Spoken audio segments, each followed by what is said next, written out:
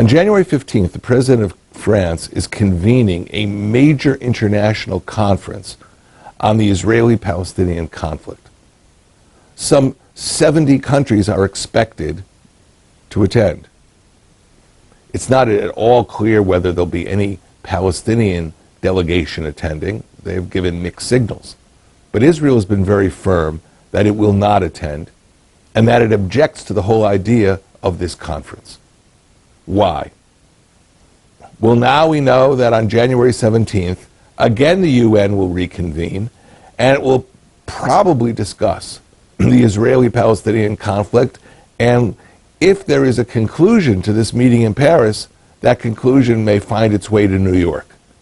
This is objectionable to Israel. What Israel learned through many years of negotiations and diplomacy, from the days of Abba Eban to the period of Benjamin Netanyahu, was that the only way we resolve our differences with our neighbors is by sitting face to face at the peace table.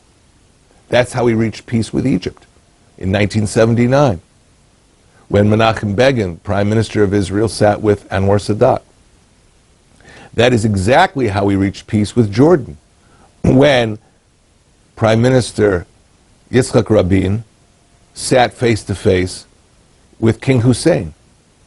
That is what works, direct negotiations. What is being planned in Paris, first and foremost, gets us away from those direct talks at the peace table into a very complex world of multilateral negotiations with different players. When the earlier conference was held in June of this year in Paris, it was followed by an idea that the French put forward of having working groups. Working groups not made up of Israel and the Palestinians, but made up of various European countries who would talk about security in the Middle East, who would talk about state building in the Middle East, who would talk about the issues that are supposed to be talked about at the peace table. They would instead be discussed in Stockholm, Berlin, in Prague, and in various capitals of Europe. That's not how we made peace in the past, and that's not how we'll make peace in the future. There's another reason why direct negotiations are vital and why multilateral negotiations won't work. For us to end the Israeli-Palestinian conflict, we have to have reconciliation between the two sides. The only kind of understanding that you can get to if the sides are really talking to each other and not at each other. What is the Israeli concern if we don't reach that point of an end of claims and end of conflict? What could easily happen is irredentist claims from a future Palestinian state on the heart of Israel. Because they'll say they never actually decided that they accepted the finality of diplomacy. And that could easily happen in this kind of multilateral salad that's being prepared for Israel in Paris and whatever would follow up from it.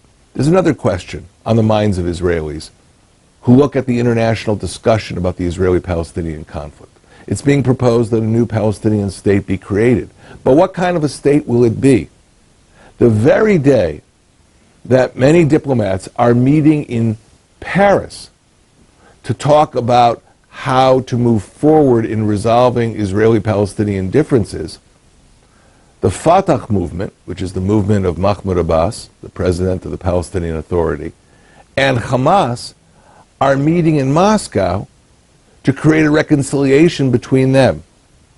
Now, in the last 2 years, Hamas has invested enormous efforts in creating an alliance with the branch of ISIS located in northern Sinai. So Paris is setting Israel up for an international discussion of its future without real reconciliation being reached.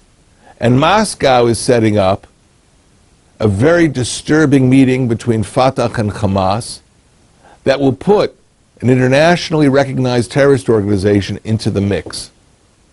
So what's going to lead to peace? The conferences in Paris and in Moscow, or direct negotiations between Israel and the Palestinian side?